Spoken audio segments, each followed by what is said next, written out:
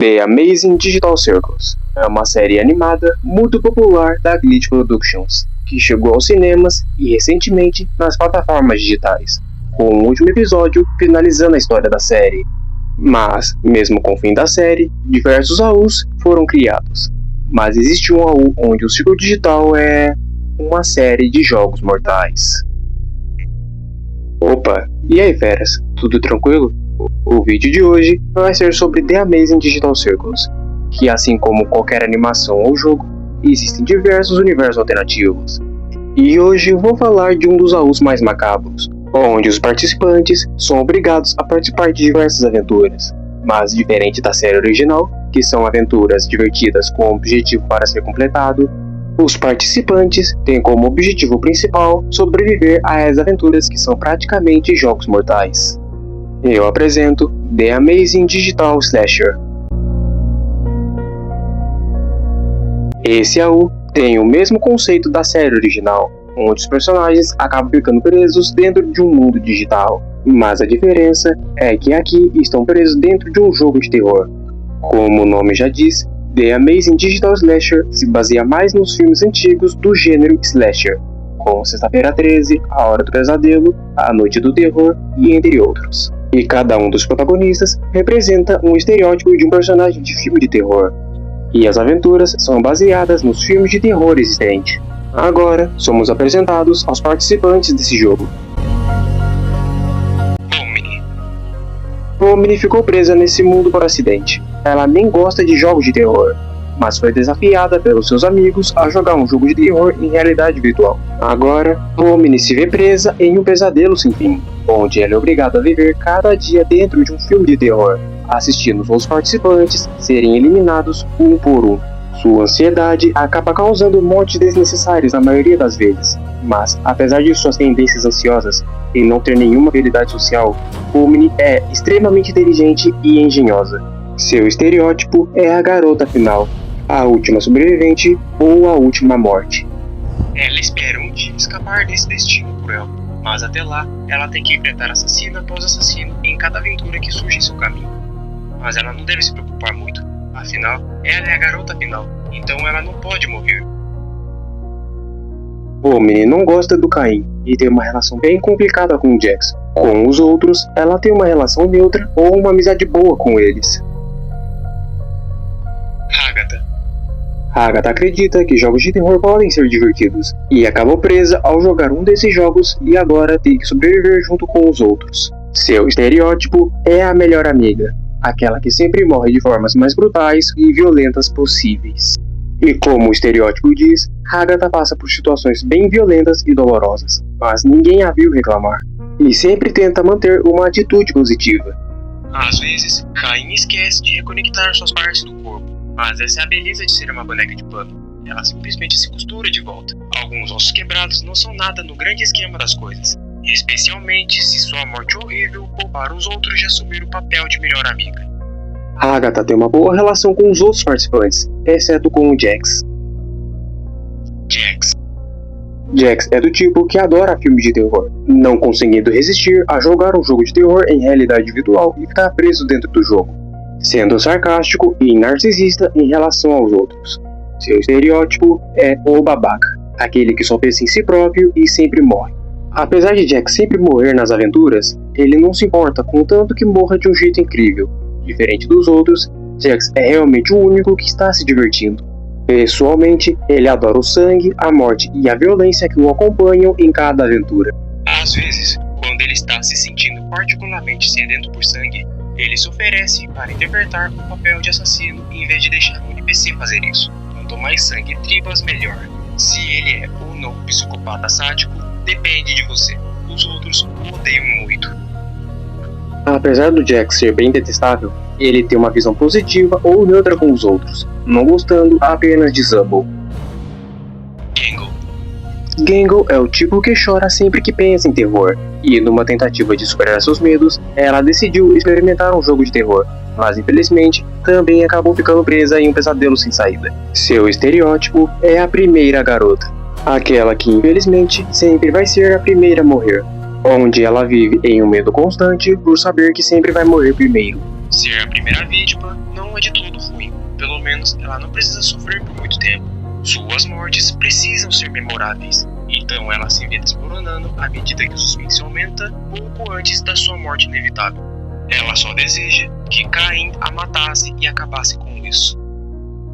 Gangle tem uma boa relação com os outros, não gostando do Cain e em especial do Jax, que era quem ela mais odiava, tanto que seu ícone está manchado de sangue. Zubul não se importa muito com terror, tanto que só testou o jogo para provar que poderia sobreviver facilmente a um filme de terror, e agora ela pode pôr isso em prática. Zubul pode ser um pouco arrogante às vezes, mas, curiosamente, é muito conhecedor quando se trata de filmes de terror. Seu estereótipo é o nerd, o que tem bom senso ou o alívio cômico descartável. Zubul tem o costume de abandonar o grupo e coletar armas de aventuras anteriores, para usar como mecanismos de autodefesa para as próximas aventuras, pois sabe que vai morrer de qualquer jeito. O comportamento de Zubul pode ser um pouco intimidador às vezes, mas tem um bom coração. Frequentemente, ajuda Gangle ou Hagatha a ganhar um pouco mais de tempo, ou pelo menos tornar as suas mortes um pouco menos dolorosas.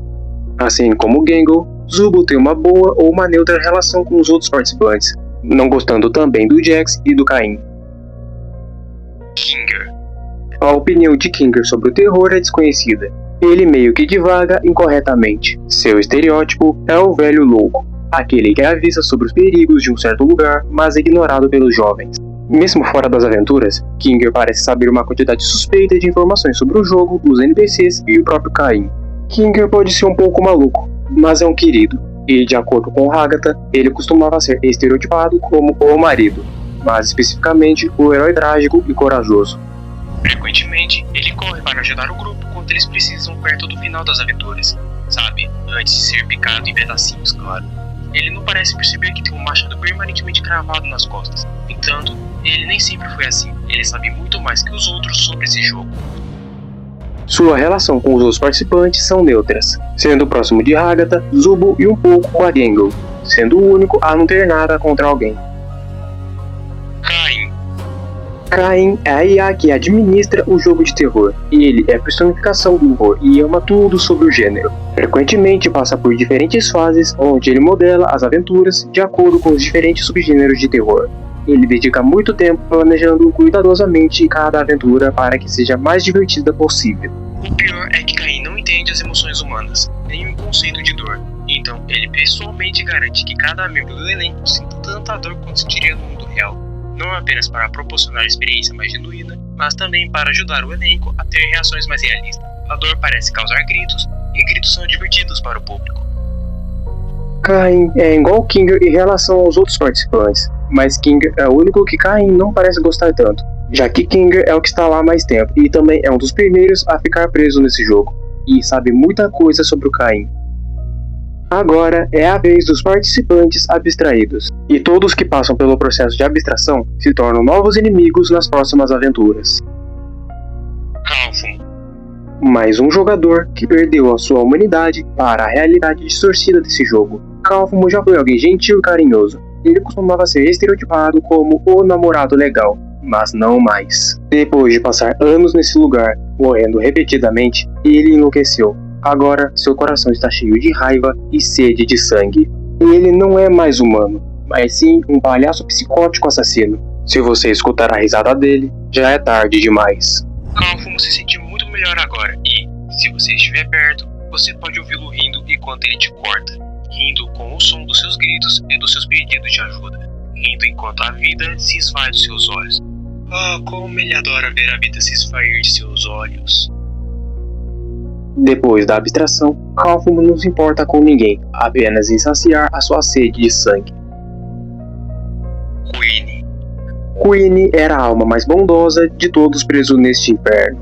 Ela costumava agir como uma espécie de mãe para todos, oferecendo conforto e esperança.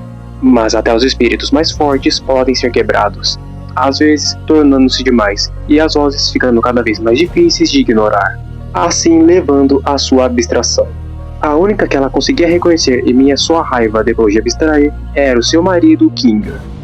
Quando Kinger estendia a mão para tocá-la, era como se ela pudesse pensar com clareza novamente, além da raiva e da confusão, mesmo que por apenas um momento. Nesse momento, Foi então interrompido por Caim e ela foi jogada no porão, só conseguindo ver seu amado novamente quando Caim precisa de uma assassina gentil e maternal para seus jogos perversos. Assim como Cálfumo, Queen também tem uma sede de sangue insaciável, apenas conseguindo reconhecer Kinger. Ribbit. Ribbit foi designada com o estereótipo de nerd ao entrar no jogo. Ironicamente, Ribbit e Jax se tornaram amigos, apesar de seus papéis opostos nos jogos distorcidos de Caim. Apesar de sua aparência, Ribbit tinha um talento especial para causar problemas ao lado de Jax. Eles eram uma dupla praticamente inseparável, até sua mente quebrar e abstrair. Sua abstração teve um grande impacto em Jax e seu estado mental, que a transformou em algo extremamente violento quando se abstraía. Toda vez que Jax fecha os olhos, ele a vê. E sangue, tanto sangue, sangue em suas mãos, sangue em seu rosto. Deus, seu rosto, ele nunca esquecerá aquele rosto. Ribbit não sente nada em relação aos outros participantes, apenas gostava bastante de Jax. Para finalizar, chegamos agora nos NPCs criados por Caim para seus jogos distorcidos e perversos. Lulilalo. A irmãzinha da família Gumi. Essa querida adora ajudar turistas perdidos, oferecendo-lhes um lugar para ficar. Agatha gostou dela imediatamente quando o grupo encontrou com ela pela primeira vez. Apesar de sua aparência, ela tem um temperamento um tanto explosivo e simplesmente adora brincar com suas vítimas, mas não parece ter intenções ruins, mas é melhor tomar cuidado. Você pode confiar em ela para te ajudar quando estiver perdido. Basta ir à casa da família dela. Ela até deixará você conhecer seus irmãos. Ela tem sido muito gentil com você, então o mínimo que você pode fazer é ficar para o jantar, e é de matar. Lulilao tem uma relação boa ou neutra com os participantes, mas não gosta de Pomni e Gingle. Gumigu. Um açougueiro de Goma que vive no desolado Cânion dos Doces com a sua família canibal. Gumigu fica à espreita na casa de sua família, pronto para massacrar selvagemente aquelas pobres almas azaradas o suficiente para se perderem no meio de seu deserto. Depois de eliminar brutalmente os amigos de Pomni um por um e submetê-la a torturas inimagináveis, Gumigu acabou caindo sob o mapa com Pomni durante a sua tentativa de fuga na carroceria de uma caminhonete. Foi lá que ele encontrou a si mesmo? Não, isso não pode estar certo. Espere, de quem é a pele que ele está vestindo? Quantas pessoas ele realmente matou? Por que ele as machucou? Ele não queria machucá-las, queria. Gumigu é neutro com todo mundo. Mas, assim como o Gangle sente ódio profundo pelo Jax, Gumigu sente ódio profundo por Caim, tanto que seu ícone também está manchado de sangue, gostando apenas de Pomni. Marta. Outrora, a amada esposa de Theodore Midenhall, agora ela é uma das infelizes vítimas do anjo. Depois que seu marido leu a passagem do Necronomicon, ele acidentalmente libertou um espírito maligno, que despedaçou sua alma e deixou seu corpo para se tornar hospedeiro do anjo. Em uma última tentativa de salvar o que restava de sua alma, ela foi queimada viva. No entanto, o ritual deu errado. Anos depois, ela apareceu como uma aparição para Pomni quando Kinger redescobriu o livro amaldiçoado que invocou o anjo, levando a possessão de Pomni. Marta não gosta de ninguém, apenas tem uma relação neutra com Zobel e Caim.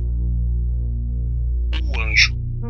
O Devorador de Almas, o anjo é um demônio antigo invocado por engano por Kingo quando ele descobriu o Livro dos Mortos. O anjo é uma criatura sem emoções que assumiu a forma de Marta Midenhall para possuir Pomni e iniciar um ritual para ganhar uma forma física. Depois de devorar as almas de todos os membros do elenco, o céu se abriu em uma chuva de sangue. No entanto, Kinger salvou a alma de Pomni antes que o anjo pudesse completar seu trabalho. E Pomni finalmente pôs o fim a todo o sofrimento que o anjo causou da maneira mais brutal possível, com uma motosserra.